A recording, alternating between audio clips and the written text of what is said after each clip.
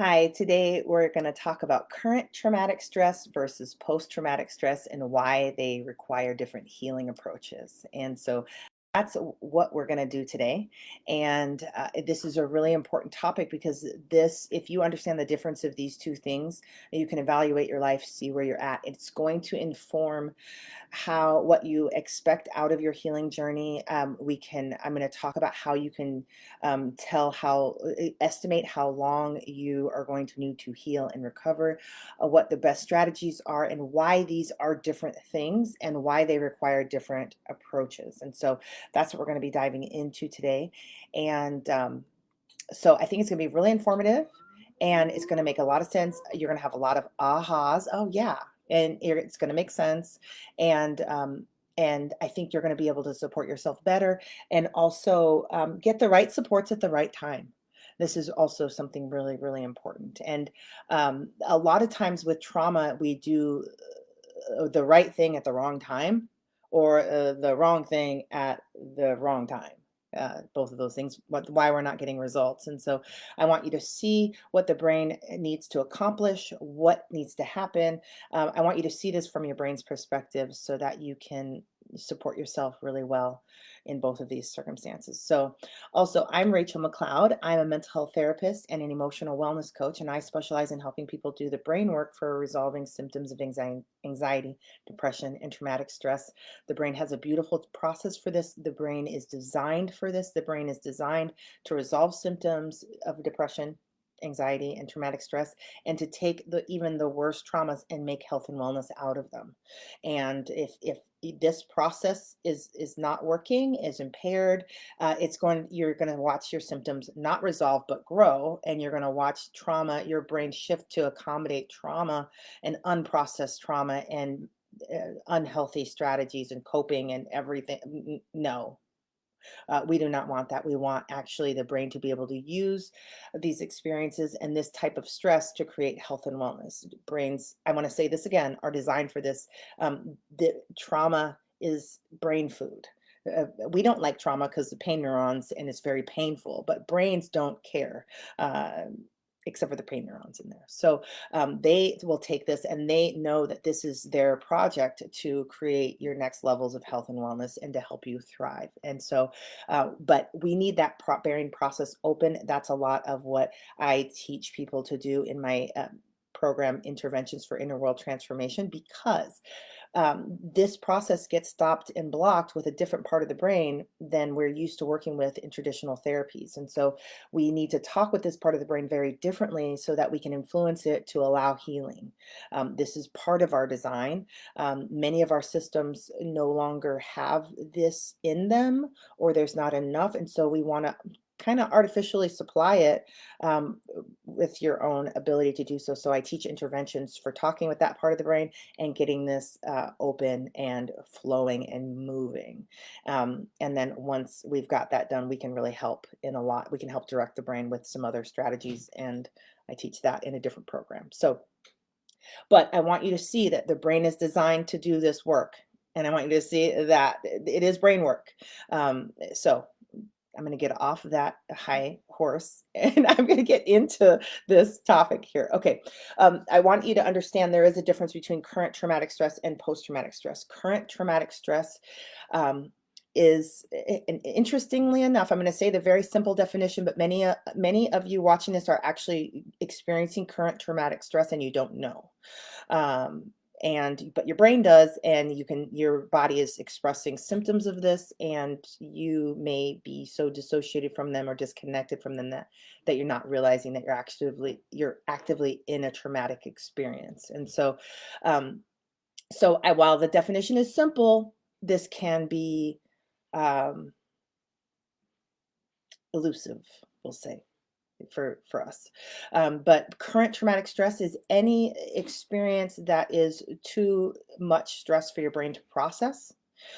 This can be, and usually it's very painful. Sometimes it's different kinds of pain: social pain, relational pain, emotional pain and distress. The body's experience of experiences. This can be environmental distress. This is And it's just too much for the brain to process, and so that process gets shut down, the healing process. Um, what this can be the result of a loss of a loved one. This that is currently happening, or is receiving a diagnosis. That's going to impact your life. Somebody else receiving a diagnosis, vicarious trauma, watching somebody else go through a traumatic experience, having upfront seats to the trauma. That's very traumatic. Um, Toxic relationships, narcissistic abuse. If that stuff is currently happening, you are in this category of people. If you're in domestic violence, um, if you're feeling, no, not that one. That can be a post-traumatic stress symptom. Let's see. Um, you're failing a class, that can be really traumatic for people. You're being bullied. This can be in your home or outside your home. Sometimes people are being bullied in their home and it's kind of dismissed, so they don't know that they're actually being traumatized right now actively. Um, Financial trauma, there can, right? So if that's happening right now, there's a different process for this. If you've got post-traumatic stress, this means that a traumatic event occurred at least 6 months ago and beyond. And so if you are in the 6-month range, and I think this is a hideous number because and I'm going to talk about this and how you can tell, because we can still be in current trauma. The brain's acting like we're still in current trauma long after, and because this process isn't opening and it's not running. But also, there's some other reasons. We're going to look at those. But once we get into 6 months and beyond, now we're in a different process. There's an overlap. I want you to hear that if you're working with me, I'm going to treat some things as if they are current and recent traumas. And so I'm going to add recent to this because if the brain, this is, your brain needs to decide this for us. Your brain needs to decide if it's acting like this is still current and recent, then because it was 6 months have passed, or 9 months have passed, but it's still reeling, then I'm going to treat this more like current trauma. And if it's right, and if it's 6 months and it's something simple and you're already in post-traumatic stress land, it looks like, and you're only 3 months out, we're going to treat it like it's post-traumatic stress. Right. So we want to really stay connected with how your brain is doing this, because that's the path we're going to take. Okay. I feel very satisfied in how I just said that. Let me know if that was confusing or if that made sense to you. In current Okay, let me talk about post-traumatic stress first, because this is way funner to work with, and you can expect tons of transformation so quickly. And post-traumatic stress is something that usually happened a long time ago, is not currently happening at all, and you have some distance from it. You have a higher perspective of it. A lot of times the prefrontal cortex is already like, I get it. And we just have work in the mind body system to finish. And so this is when you have post-traumatic stress, you can expect, and I expect, your brain to resolve things very quickly. We should be getting rid of panic attacks. We should be getting rid of maladaptive behaviors, subconscious programming in 2 to 6 months. This should be a hit it and quit it kind of thing. And so I'm going to show you a little bit of qualifiers in here so that you can see why this can be so quick. And so my program, Inner World Transformation, is designed to help people resolve anxiety, depression, and post-traumatic stress in 2 to 6 months. Okay. And I expect that. If you follow my instructions, I expect that. One of the challenges is that some people start my program, which is also very beneficial for current trauma and recent trauma, but this is not where I would want to start somebody. Actually, if you're in current trauma or recent trauma, I wouldn't even want you to move past the first part of my program. Part 1, you hang out in part 1 and you wait and you support your brain until it's moved into post-traumatic stress. Then we're going to clean the thing up. Okay. But people with current trauma get in that program and think that they're going to just 2 to 6 months this. Absolutely not. This is not your the numbers are not for you.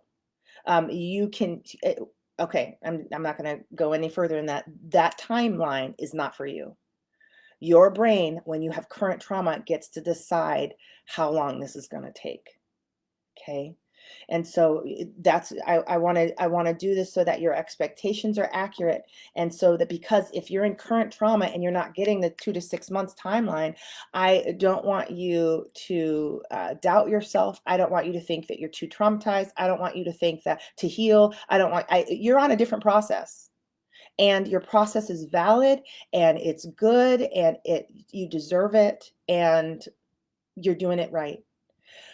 With current trauma, we don't have the expectation that we're going to use an intervention and the symptom is going to stop. With post-traumatic stress, we have an expectation that we're going to use an intervention and the symptom's going to stop. Right? There's two different expectations because the brain needs to accomplish different things. Okay, and the brain at this point has different resources available. So when we're talking, you're still plugging away using the interventions, oh my gosh, yeah. Current trauma takes a lot of self-care. It's a lot of work. It's and sometimes you don't get the instant gratification of resolving a symptom. You're supporting your brain to reorganize, to rewire, to create your health and wellness. Okay, and I want to get into this a little bit more, but I want to say this.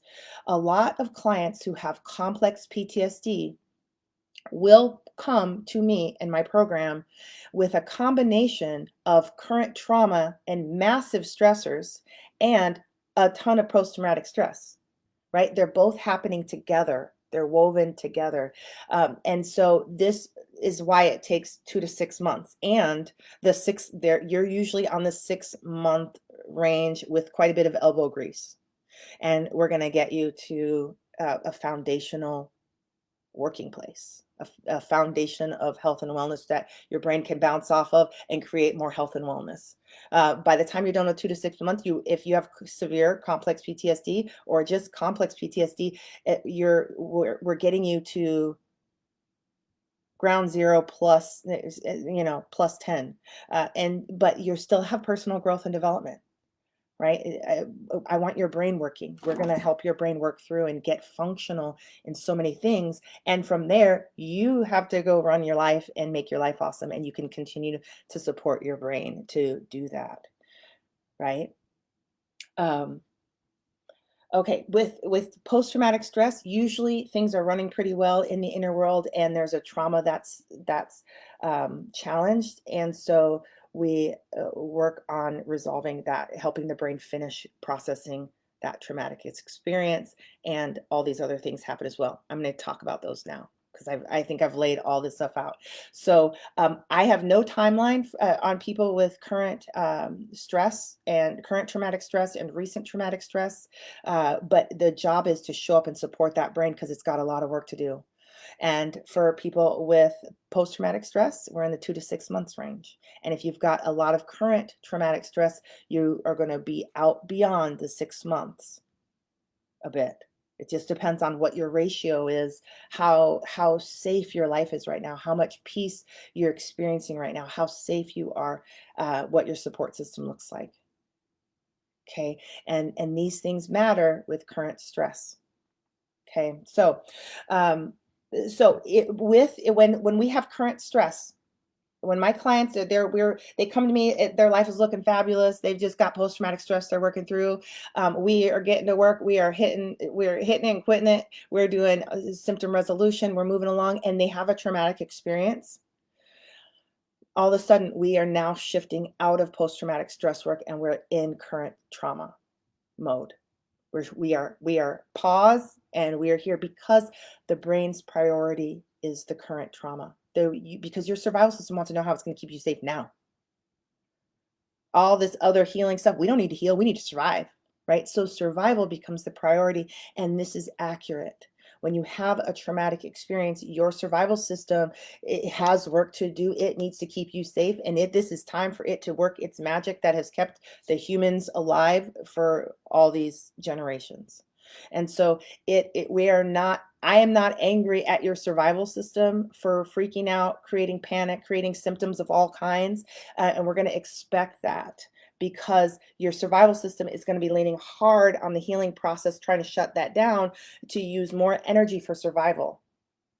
And that's its job, and it's actually accurate right now. And so we just want to support your mind body system, and we want to put as much safety signaling in there as we can so that your mind body system is accurate and it can get as much healing done while trauma is actively happening.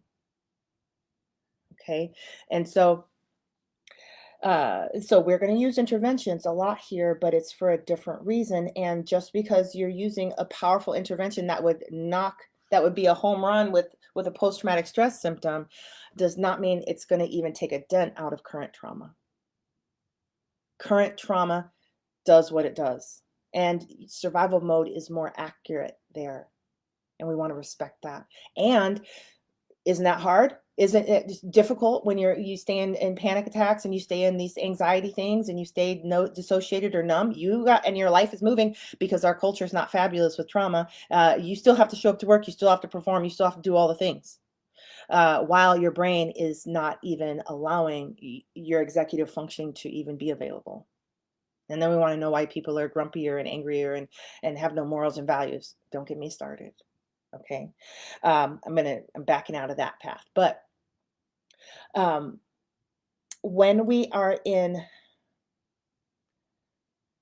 so the brain's priority is now keeping you safe now. And so when we want to respect that, because if we turn off survival mode, which is challenging for me to do, uh, you might need to talk to the medication people because I think they can chemically work with that. But even if they do, your brain still has work to do. It still needs to do this. So we're still using interventions, but I'm not expecting survival mode to turn off. We're trying to squeeze as much healing in there. Okay. 2, let's talk about, let's talk. Okay, I'm going to say this too, because I want to make sure I cover everything before I get to go into the bullet points of evaluating this thing. Um, Sometimes in current trauma, I'm I'm standing here to support. In current trauma, I do not expect to be as the therapist and the brain worker, and all the therapists can be super mad at me if they want to. I don't expect to be the primary support. As a matter of fact, I almost refuse to be your primary support if you've got current trauma going on. If you've got domestic violence going on, I expect you to have a domestic violence specialist. If you've got medical stuff going on, I expect your medical support team to be awesome. If you've got, right, and really, I have another expectation, but I'm going to talk about that when I get to the bullet points.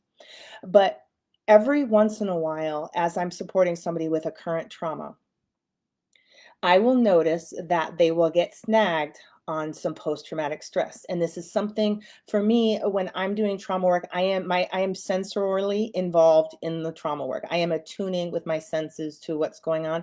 And my mind body system reports to me stuff that I've translated, but it sounds like post-traumatic stress. It sounds like something old to me. It has a different sound, it has a different feel to me when I'm listening to people, and the fabulous, lovely thing of pattern recognition overdrive.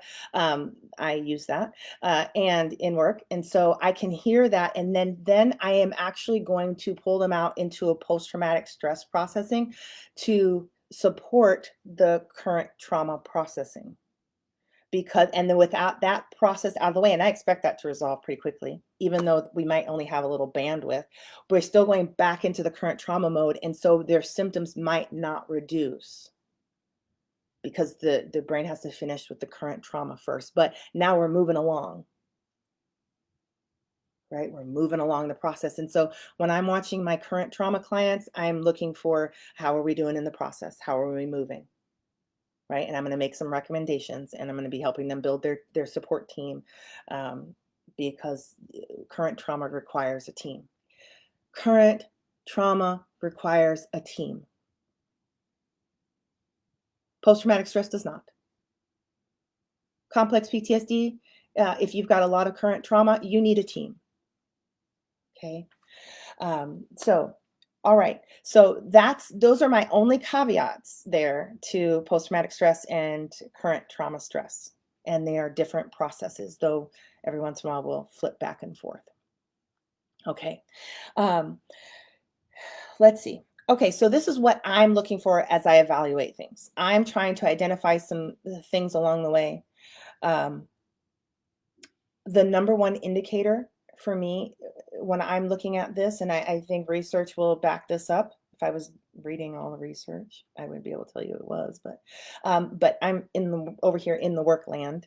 I pop out once in a while because I like to play with all the research. But anyway, the number one indicator to me of how well someone will do with current trauma is how functional their support system is.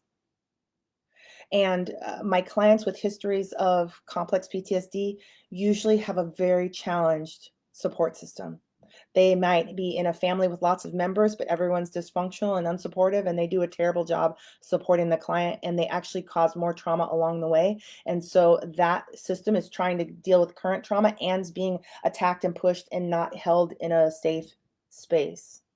That is seriously difficult to overcome. And you can. I expect it. And we're working for that, but it adds another layer of challenge.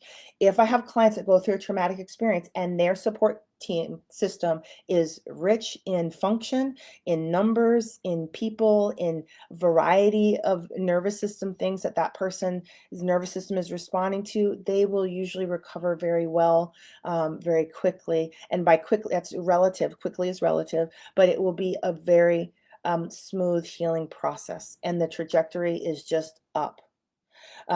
People will step in, carry the load. People will carry the nervous system load, the processing load, the actual lifetime load, the earth plane, like the mail and the food. There's a lot. It lightens the burden so that the nervous system can work on healing the trauma and doing the inner work required.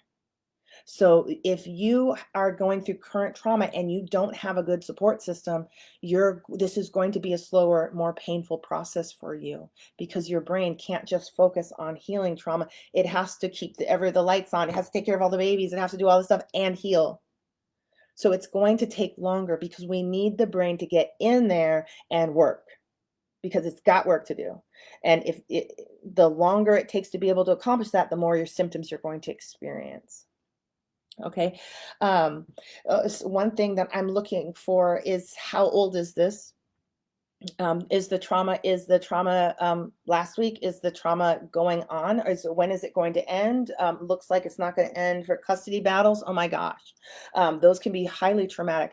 We're in this for the long haul. It might be 2 to 5 years here that's going to be traumatic, especially if you're in a custody battle with a narcissist. Holy camoly. I respect your brain has a lot of work to do here. So we're looking at time. When do we think this might wrap up? When is post-traumatic growth a possibility? Okay. And that's the good stuff, post-traumatic growth. That's where we want to be here. So we want time, duration. How long is this going to take? How long did this take? And duration matters because we want to know things like how long is the nervous system having to have coped with this? Because if it's in survival mode, we know it's not in a healing mode. So that means the longer it stays in survival mode, the more backlog of healing work there's going to be. And so the more work we're going to need to help it catch up with. Okay. And that's why I teach people interventions, because I expect you to get in there and help row that boat with your brain, because it's going to help. If your brain gets what it wants, it needs, you get what you need. It will turn around and help you. So I want you to get in there and help it so that it can turn around and help you. And I want your support system to get in there and help you. And if your support system sucks and they're not functional enough to help you, I want them to stay out of this. And this is where you hire a support system, or you get creative and you make a support system because you're going to need it. Um, okay, so time, duration. Also, if the longer this trauma took place, the more programming is involved.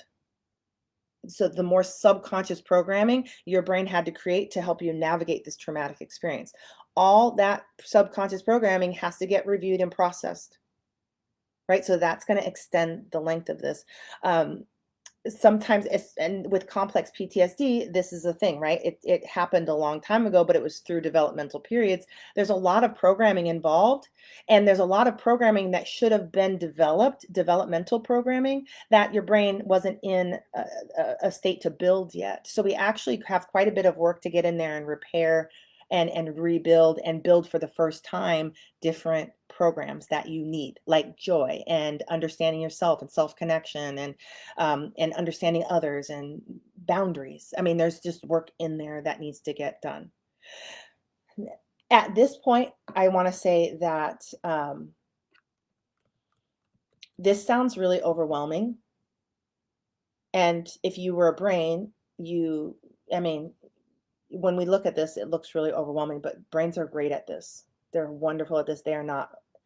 Um, they're not overwhelmed by the amount of work. They're overwhelmed by the process not processing. So I don't want you to be discouraged about this but I want you to be informed and understanding. So I'm going to get back in here. So we're looking at the overwhelm of this. If you feel really overwhelmed, I invite you to put your hand over your. This is main neurovasculars. You can process a ton of stress like this. Okay, so hold on to your nervous system. That's one of the. I should rename that. Anyway, it's got a name already, but it really could be called hold on to your nervous system. Anyway, back into this. I want to know how complex this is, right? The more programming involved, the more complex the healing is. The more time involved, that until it ends, the more complex this is. The more time that has taken place and the more backlog of work there is, the more complex this is. So another way of complexity that we can evaluate is how many areas of one's life is impacted or impaired by this. There's some traumas that happen and it's just one or two-ish areas, and we just need to get the brain working back in those. Again, we need to clear out symptoms in those areas. We need to help the brain resolve how trauma has impacted those systems, those symptoms, those areas of our life. The fewer areas of life that are impacted, the less complex this is, the faster this works. But when we're doing trauma healing and we expect to heal, we need to help the brain do all the things the brain's expected to do, like make areas of our life function. And so I cover this in my program, Inner World Transformation. And I think it's one of the reasons why people have so much success long term, is because we're not just dealing with symptoms, we're actually dealing with how the brain is actually interacting with life and processing life and making life awesome. If it's not doing that, what's up, brain? And how can we help? And so I teach strategies for that.